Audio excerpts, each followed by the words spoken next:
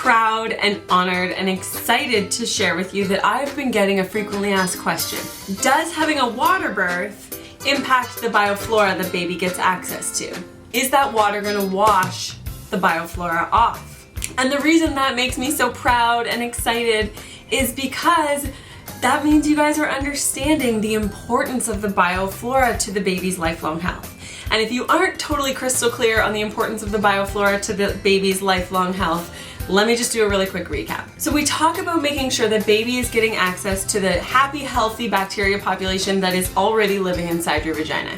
That's one of the massive benefits of having a natural birth. It's also one of the massive benefits of preventing a GBS positive status, which means that you prevent the antibiotics in labor. So that when baby is being born, he or she is getting totally inoculated with all of your good bioflora. That bioflora basically kickstarts your baby's lifelong immune system.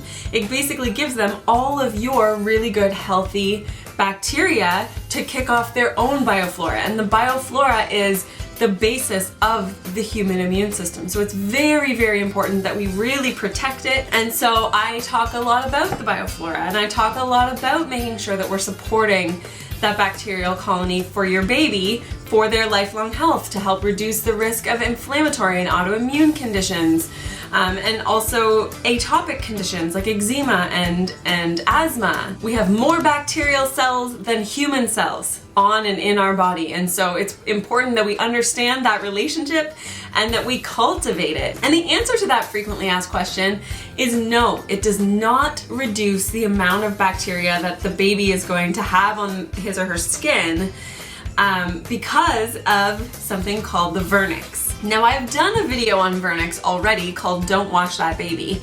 And basically, to highlight and recap that one, there's this white kind of cheesy stuff that is all over your baby's skin when they're born, and that is basically food for the bacteria. So the bacteria is able to cling to that, and that is going to make sure that, because it's like almost a waxy substance, that it doesn't shed that bacteria in the water. And even if there isn't a ton of vernix on the baby's skin, it will naturally still cling to it. Just a small pass through the water is not necessarily going to reduce the amount of bacteria that ends up being on your baby's skin. And just as a kind of sidebar here, I would be more concerned to have a baby being born on call.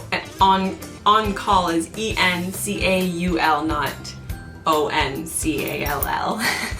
Baby's not on call. But having a baby born on call means that they're born inside their amniotic sac. So the waters haven't broken yet. So baby can still be born inside their own little like pod.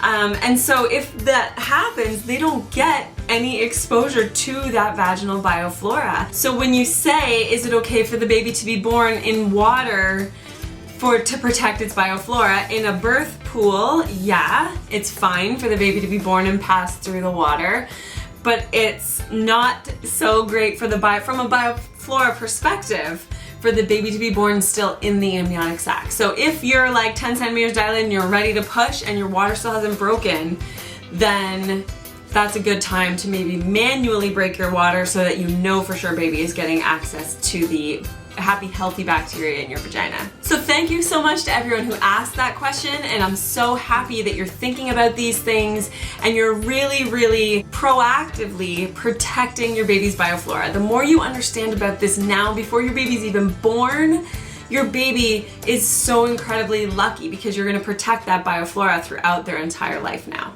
I want you to birth boldly and love your labor. Thank you so much for watching, and I'll see you next time on Brahman's Baby Talk.